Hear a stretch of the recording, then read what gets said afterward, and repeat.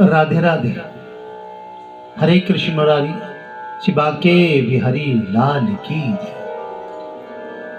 आप सभी महानुभावों को, सभी धर्म प्रेमियों को, सभी साध संगत और सभी गुरु को मेरा प्रातःकाल वंदन, प्रार्थना, राधे राधे, नमस्कार।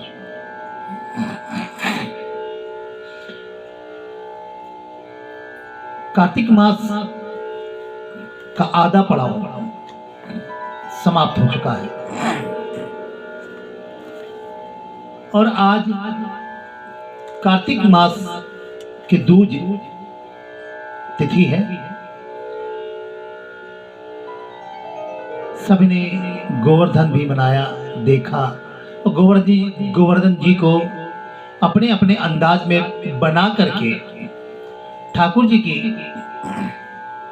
उस उंगली पर दिखाया। क्या भावना है, क्या प्रेम है प्रभु के प्रति। तो चलिए आज दूज में सर्वप्रथम हम आपको एक छोटी सी लघु कथा भाई दूज की भी बताएंगे। उससे पहले कार्तिक मास की जो पंक्तिबद्ध कथाएं चल रही हैं उनको प्रारंभ करते हैं और प्रार्थना करते हैं कि प्रभु आज का दिन सभी के लिए मंगलकारी हो, शुभकारी हो, लाभकारी। गणपति महाराज जी से प्रार्थना करते हैं कि हे प्रभु, हे गोरा के लाल, हे शंकर पुत्र, हे गजानन मूषक सवारी तुम्हारी। आपको अति प्रिय है मोदक, आपको वास्ता है उसी मोदक का, आपको वास्ता है अपनी माँ गोरा का, पिता का। आपने संकल्प लिया था अपने माता पिता पे कि मैं संसार में सभी के विघ्न हटाऊंगा, और आप हटा रहे हैं। आप सबके विघ्नों को दूर करते हैं। हे विघ्नहर्ता, मेरी हाथ जोड़कर विनती प्रार्थना है कि हर जगह, हर स्थान पे आप विराजमान होते हो। कहीं पर ओम के नाम से,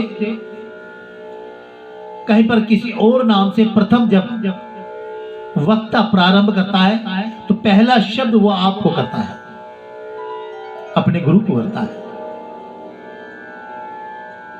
तो सभी के विघ्नों को हरते हुए आप इनको अपना आशीष दें।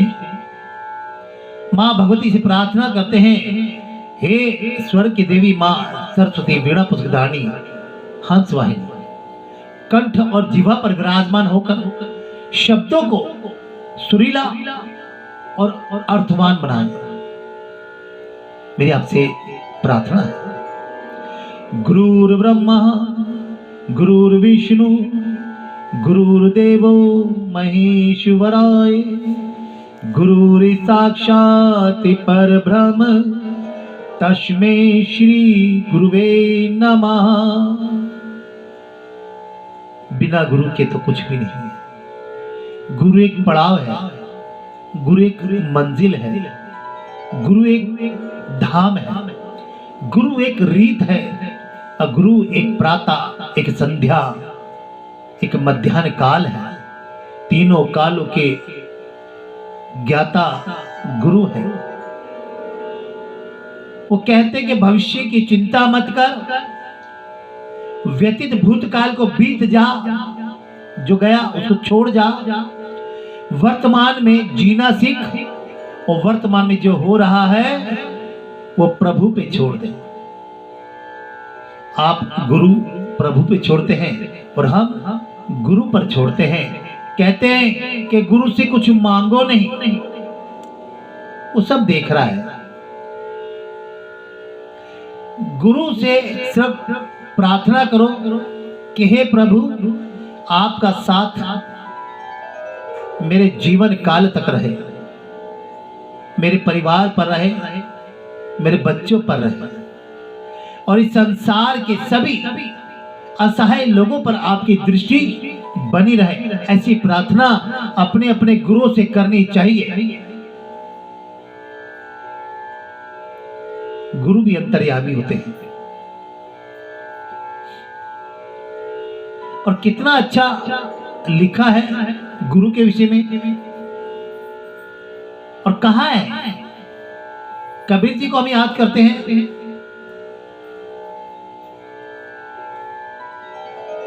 कि गुरु गोविंद खड़े काके लागू पाए। गुरु भी खड़े हैं और गोविंद भी खड़े हैं। गुरु गोविंद खड़े काके लागू पाए, बलिहारी गुरु आपने गोविंदियो बताया। ऐसे ज्ञानी बुद्धिजीवी रचनाकार हमारे देवभूमि भारत में हुए हैं। कोटि कोटि प्रणाम करते हैं उन सभी को। उन्हीं का आशीष मिला हुआ है आज सभी कथाकारों को।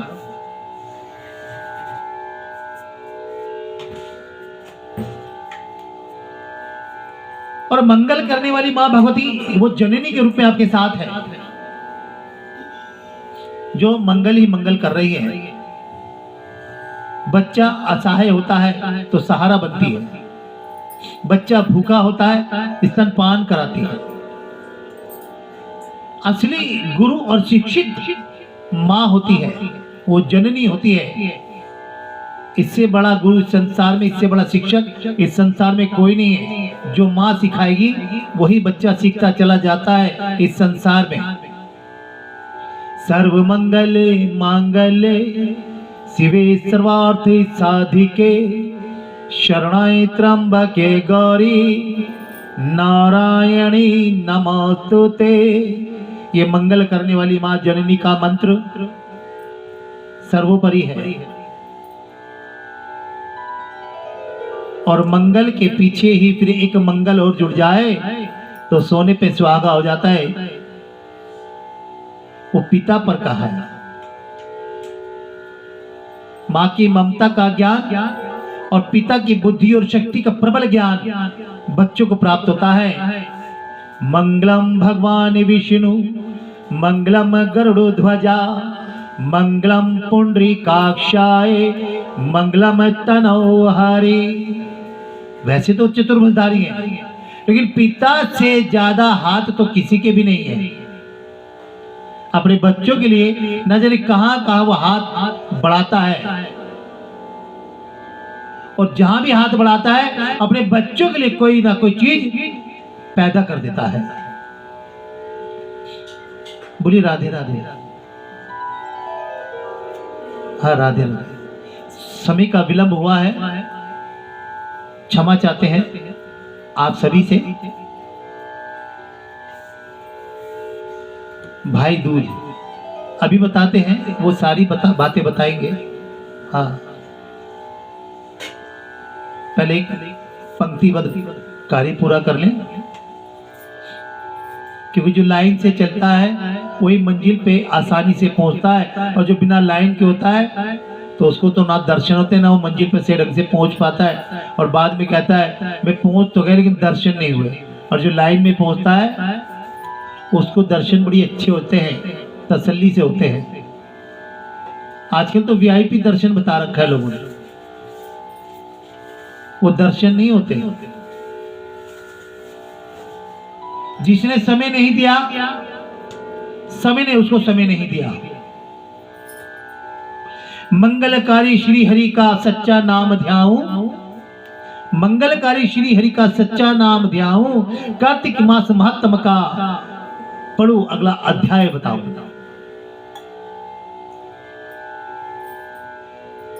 नारद जी बोले हे राजन, कार्तिक मास में व्रत करने वालों के नियम सुनिए, जो हर बार बताते हैं ताकि कोई गलती ना हो जाए। हर अध्याय में, कुछ अध्यायों के बाद बार बार इसको बताते हैं। और अब तो शुक्ल पक्ष हो गया है, आगे चल के कथाएं कुछ नए मोड़ ले लेंगे। ये मैं आपको संक्षेप में बतलाता हूं थोड़े से समय में। जो मनुष्य कार्तिक मास का व्रत करता हो वह सब तरह के आमिष, मांस, उर्द, राई, खटाई तथा मादक वस्तुओं का प्रयोग ना करे। ये व्रत करने वाला दूसरे का अन्न ना ग्रहण करे और किसी से द्वेष ना रखे, ना करे, तथा तीर्थ के अतिरिक्त अन्य को यात्रा ना करे। देवता, वेद, ब्राह्मण, गौ, व्रती, नारी, राजा तथा गुरुजनों की निंदा ना करें, चाहे कोई भी गुरु हो। ठीक है, नाम लेना चाहिए, अपनी अपनी श्रद्धा है गुरु के प्रति। लेकिन आज गुरु भी थोक के भाव में है। थोड़ा सा चमत्कार देखो और भेड़ चाल की तरह पंक्ति बना लो कि वहीं जाना है, वहीं टक्कर मारनी है। घर के गुरु को, घर के पूर्वजों को, घर के इष्ट देवताओं को सबको भूल जाते हैं। लेकिन क्या है, गुरु नाम है, वो गुरु किसी में भी हो सकता है। अगर जो छवि आप बाहर देखने जा रहे हैं वही छवि आप अपने पिता में देख लीजिए। प्रभु ने अपनी छवियां बनाई हैं, लेकिन गुरु ने अपनी छवि नहीं बनाई। ना गुरु ने नाम बदला, गुरु तो गुरु ही है। इस तरीके से किसी की निंदा नहीं करनी चाहिए। ये व्रत करने वाला दाल तिल पकवान व दान किया हुआ भोजन ग्रहण ना करे, चुगली निंदा ना करे किसी भी जीव की, और किसी भी जीव का मांस छूना, पान कत्था चूना नींबू मसूर बासी तथा झूठे अन्न का प्रयोग ना करें। बकरी गाय तथा भैंस के अतिरिक्त अन्य किसी पशु का दूध कभी भी प्रयोग में ना लाए। तांबे के बर्तन में रखा हुआ पंचगव्य बहुत बहुत छोटे घड़े का पानी केवल अपने ही लिए ही पका हुआ अन्न प्रयोग करें।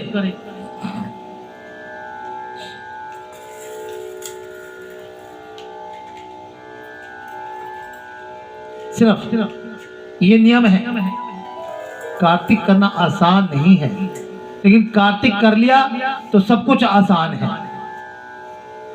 कार्तिक करना आसान नहीं है, लेकिन अगर कार्तिक कर लिया तो जीवन में सब कुछ आसान ही आसान है, कोई कठिन नहीं है।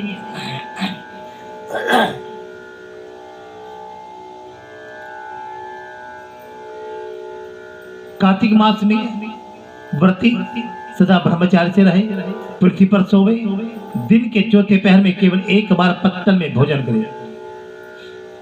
पत्तल पत्तों के तल यानी पत्तों के ऊपर रख कर के खाना खाना चाहिए, भोजन करना चाहिए। आज वो चीज नहीं है, लेकिन बस नियम है। और नियम भी क्या अच्छा है। कुछ चीजों से हम बचते हैं, कुछ चीजों की हमारी आदतें बनती हैं और दिनचर्या बदल जाती है। बस दिनचर्या बदलनी चाहिए। व्रती केवल एक पत्तल में, और व्रती केवल नरक चतुर्दशी को तेल लगा सकता है। जो अभी गई है उसमें तेल लगा सकता है, अन्य तिथियों में बिल्कुल नहीं। कार्तिक मास के व्रती मनुष्य सिंघाड़ा, प्याज, मट्ठा, गाजर, मूली इन सब वस्तुओं का बिल्कुल प्रयोग में न लाएं। लौकी, मट्ठा, काशी फल, तरबूज इन सब वस्तुओं का कार्तिक मास का व्रती बिल्कुल सेवन ना करे। मासिक धर्म वाली स्त्री से चंडाल व्यक्ति, पापी, ब्राह्मण द्रोही और नास्तिकों से बातचीत ना करें। कुछ समय की बात होती है। भगवान विष्णु को संपन्न करने के लिए अपनी शक्ति के अनुसार चंद्रयान आदि का व्रत करें और उपयुक्त नियमों का पालन करें। कार्तिक का व्रत करने वाला मनुष्य प्रतिपदा का कुम्हाड़ा, द्वितीय का कटहल, तृतीया को तरुणी स्त्री और चतुर्थी को मूली, पंचमी को बेल, षष्ठी को तरबूज, सप्तमी को आंवला, अष्टमी को नारियल, नवमी को मूली, दशमी को लौकी, एकादशी को परवल, द्वादशी को बेर, त्रयोदशी को मट्ठा, चतुर्दशी को गाजर तथा पूर्णिमा को शाक ये वस्तुएं प्रयोग ना करें। अब सोच में पड़ गए सब कि सब कुछ तो मना हो गया और इसके अलावा है ही क्या। तो व्रत का पारण कैसे करें बता चुके हैं हम आपको, लेकिन फिर भी आप सोच रहे हैं। लेकिन प्रभु ने, बुद्धिजीवियों ने इसका भी हल दिया होगा, ऐसी बात नहीं।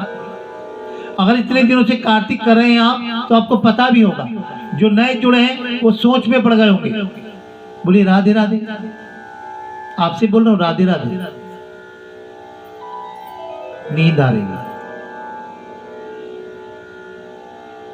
नींद आ रही है। हाथ उठा के मेहंदी मत दिखाओ, क्योंकि रात भर मेहंदी लगाने में बिताई है आप लोगों ने। अभी करवा चौथ से लेकर आज तक मेहंदियां ही लग रही हैं। हाँ, व्रत तो आप ही के होते हैं, बोली राधे राधे। लेकिन अच्छा है जो नारी अपने रूप श्रृंगार को और वस्त्रों को स्वच्छ रखती है, लक्ष्मी उस घर में वास करती है। और जो स्त्री नहाती नहीं, मैले कुचैले कपड़े, फटे पुराने कपड़े पहनती, तो वहां दरिद्रता और कर्ज वास करता है। उस घर से कभी भी कर्ज नहीं उतरता। जो नारी अपने रूप श्रृंगार को खो देती है, वो अभिशाप बन जाता है पति के लिए। 16 श्रृंगार क्यों बताए हैं? वो यही कारण है।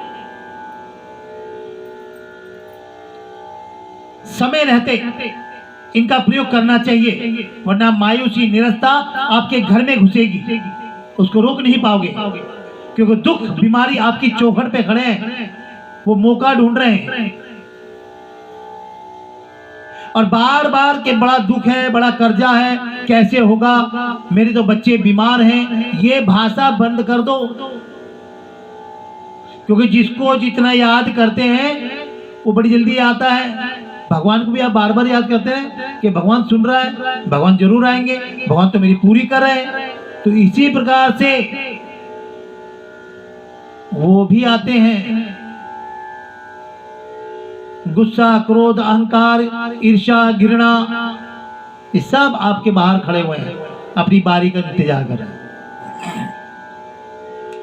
तो इसी प्रकार से सोचना नहीं, जो नियम है उसको करें, उसका रास्ता भी निकलता है।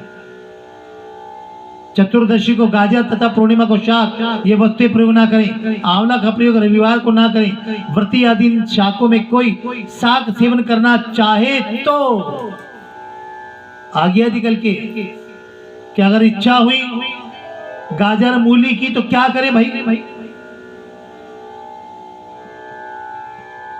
तो कहीं पर मंदिर में भूखे को, ब्राह्मण को, साधु को, वाचक को देके आ जाओ।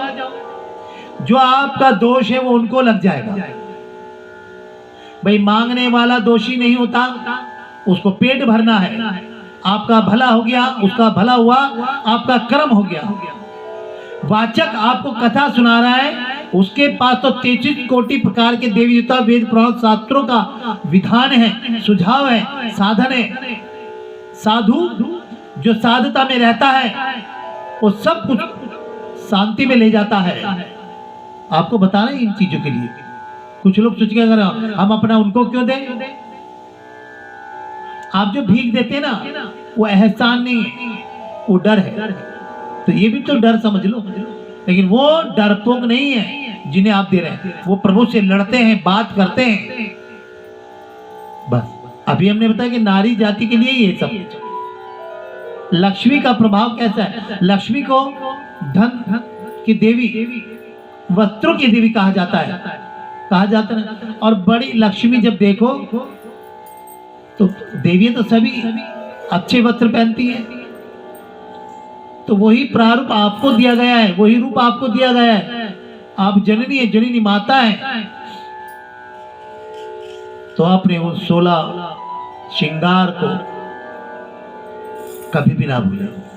अगर दरिद्रती घर में है तो भी उस भगवती के सामने अपना श्रृंगार करके प्रार्थना करें, पूजा करें। कहते जैसा आईने में देखोगे वैसे ही दिखेगा। इसी प्रकार से जैसा भगवान को आप अपने आप को दिखाओगे, भगवान वैसा ही देखेगा कि ये इसी हाल में खुश है। वो आपके दुख से नहीं, उनको मतलब दुख तो एक लिखत में आ चुका है, जन्म थी, उससे उनको कोई सरोकार नहीं है। लेकिन वो दुख में भी इतने खुशी है ये मेरे भक्त, तो कोई दुख आने नहीं देंगे। बोलिए राधे राधे। हरे कृष्ण मुरारी श्री बांके बिहारी लाल की जय। मनुष्य को देखकर यम के दूत इस प्रकार भाग जाते हैं जैसे सिंह की गर्जना से हाथी भाग जाते हैं। इन नियमों के बाद पालन करने के बाद सब व्रतों से श्रेष्ठ है कार्तिक मास। इसके अतिरिक्त जितने भी व्रत यज्ञ हैं वे 1000 की संख्या में भी किए जाए, कार्तिक की तुलना में नहीं आते, उसकी तुलना नहीं कर सकते।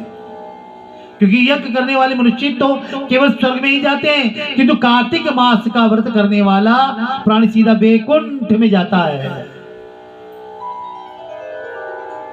जिस प्रकार राजा की रक्षा उसके अंगरक्षक करते हैं, इसी तरह कार्तिक मास का व्रत करने वाले की रक्षा भगवान विष्णु की आज्ञा से इंद्र आदि देवता करते हैं। कार्तिक मास का व्रत करने वाला मनुष्य जहाँ कहीं भी रहता है वहीं पर उसकी पूजा होती है, उसका नाम यश होता है। उस स्थान पर जहाँ की वह रहता है वहाँ भूत पिशाच आदि कोई भी नहीं आते रहते, न आते हैं न जाते हैं। आएंगे तो जब जाएंगे तो जब आएंगे। बोली राधे राधे। विधि सहित कार्तिक मास का व्रत करने वाले मनुष्य के पुण्य का वर्णन भी ब्रह्मा जी भी नहीं कर सकते। ये व्रत संपूर्ण पापों का नाश करने वाला है। पुत्र और धन धान्य को बढ़ाने वाला कार्तिक मास है। बोले राधे राधे। हरे कृष्ण मुरारी श्री बांके बिहारी लाल की जय। अगर जो भी कोई बात समझ में ना आई हो तो बार बार पीछे करके सुन लीजिएगा। मैं आप ही से कह रहा हूं, अभी ये कथा आपके मोबाइलों पे पहुंच जाएगी, सुन लीजिएगा। यहां दोबारा रिपीट करना क्योंकि सीधा चल रहा है। बोली राधे राधे। बोली राधे राधे। जो भी लोग यहाँ बैठे हुए हैं वो ये समझ लें कि आज इसे अपने अपने घरों में अपने वस्त्रों को चाहे 10 बार बदलो, चाहे 1 बार बदलो, स्वच्छ बदलो, अच्छे बदलो, पुराने हो धुले हुए हो, लेकिन दरिद्रता को अपना चेहरा मत दिखाओ। आप हमेशा बीमार रहोगे, स्वस्थ नहीं हो पाओगे, क्योंकि ये आलस बीमारी है। इन्हीं विचारों के साथ अपनी वाणी को विराम कराते हैं। और कोई त्रुटि आ गई हो कथा में तो उसके लिए हम क्षमा चाहते हैं। बोली राधे राधे।